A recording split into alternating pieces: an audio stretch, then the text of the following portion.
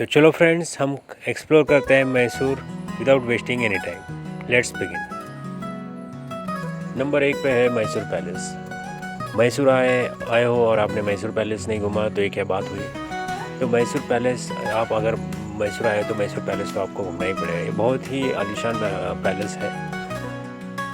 India में तो बहुत सारे पैलेसेस हैं, तो उनमें से एक मैसूर पैलेस है। इस पैलेस को आपको घूमने के लिए तकरीबन 1.5-2 घंटा लगेंगे सवेरे के समय, और शाम के समय इनका लाइटिंग शो भी होता है। मैसूर पैलेस आपको पूरे लाइट में दिखता है, लाइटनिंग शो में आप वो भी देख सकते हो। ठीक है, तो आप मैसूर पैलेस भी घूम सकते हो। तो सेकेंड नंबर पे है वृंदावन गार्डन। नंबर 2 पे है वृंदावन गार्डन। वृंदावन गार्डन मैसूर से 20 किलोमीटर दूर सिचुएटेड है।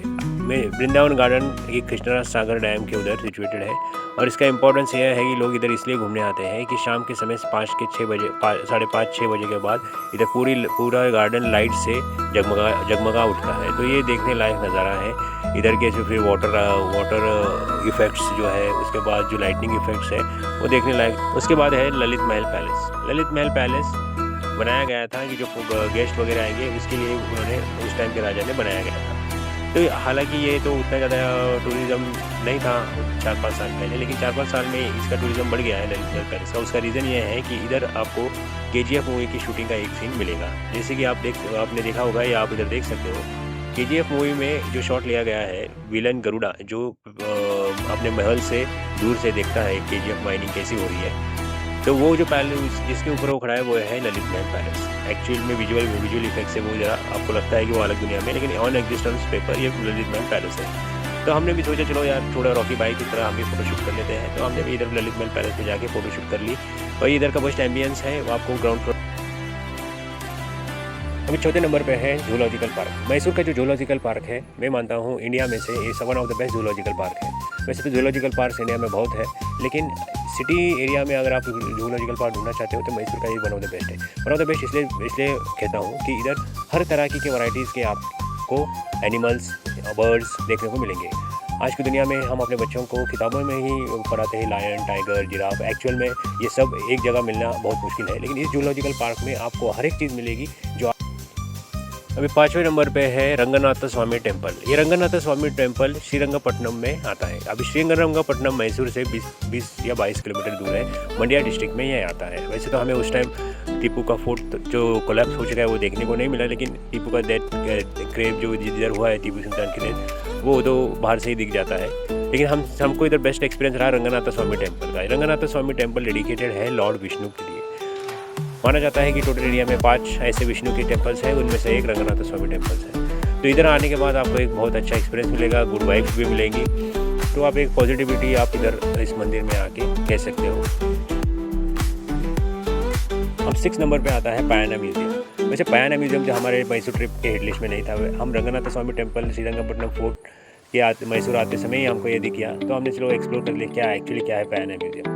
तो हमने ये एक्सप्लोर किया, हमने जाना कि ये पयाना म्यूजियम मतलब उन्होंने एक अपना कलेक्शन रखा है जो कि ट्रैवलिंग का जो मोड है, जैसे कि एवोल्यूशन हुआ है उसका एक कलेक्शन रखा है। तो मान सकते हैं कि fright from the British era या उसके पहले भी जो बुलक कार्ट से तो आज की डेट पे जो इलेक्ट्रिक गाड़ी है उस सभी का इन्होंने एक कलेक्शन रखा है।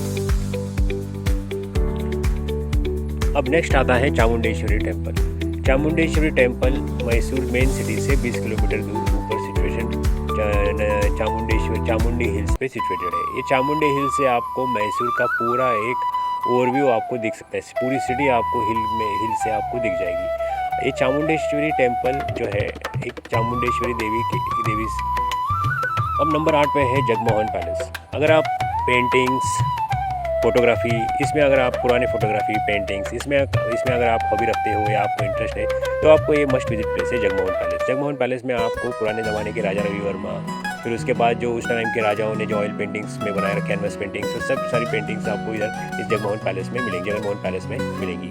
ये तो बहुत ही अच्छा एक थोड़ा सा आप टाइम स्पेंड करके लेजर मतलब थोड़ा सा भाग दौड़ की दुनिया से एक अलग दुनिया में आप जाके एक थोड़ा सा पीस एंड काम करके उस टाइम की पेंटिंग्स और उस टाइम पे ये एक्सप्लोर कर सकते हो।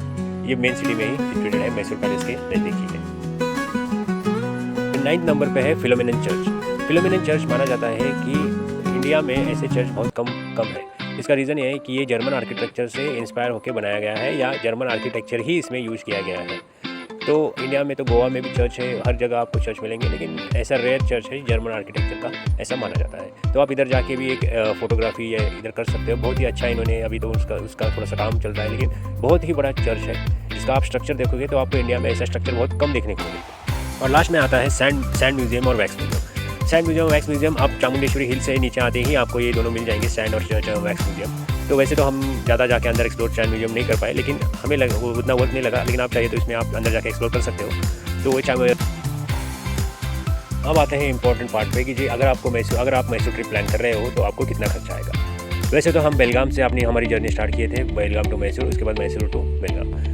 तो एज एन ओवरऑल एवरेज हमारा ट्रैवलिंग का AC 3 टायर का बजट था, हमको 950 रुपीज़ ट्रैवलिंग वन साइड लगे, आते समय भी उतने लगे। तो ओवरऑल आप मान के चलो 2000 हमारा ट्रैवलिंग में ही हो गया। अगर आप जो थोड़ा सा और इकोनॉमी करना चाहते हो तो आप स्लीपर क्लास से भी जाके कर सकते हो, उसका हार्डली रेट 500 रुपीज़ है। उसके बाद अगर मैसूर घूमना है तो मैं सजेस्ट करूँगा, अगर आप फैमिली के साथ हो तो एक कार बुक करो, क्योंकि हार्डली 15,000 रुपये में अगर आपको बुक हो जाएगी। तो उससे आपको अगर आपके साथ कोई फैमिली मेम्बर ड्राइव कर रहा है तो आप ड्राइव करके मैसूर एंजॉय कर सकते हो। फॉर दोस्त कपल्स, उसके फ्रेंड्स के साथ जो आ रहे हैं मैं उनको सजेस्ट करूँगा you go on the bike rent. बहुत सारे बाइक रेंट पे मिलेंगे, जैसे रॉयल बाइक मिलेगी, लेजर। ये सब टोटल मिला के आपको खर्चा आ जाएगा 5000 रुपये, इंक्लूडिंग एंट्री फीस वगैरह AC 3 टायर का। तो इसको कट शॉर्ट करके आप 3000 तक भी ला सकते हो। तो it is a very economic friendly Mysore trip I can say.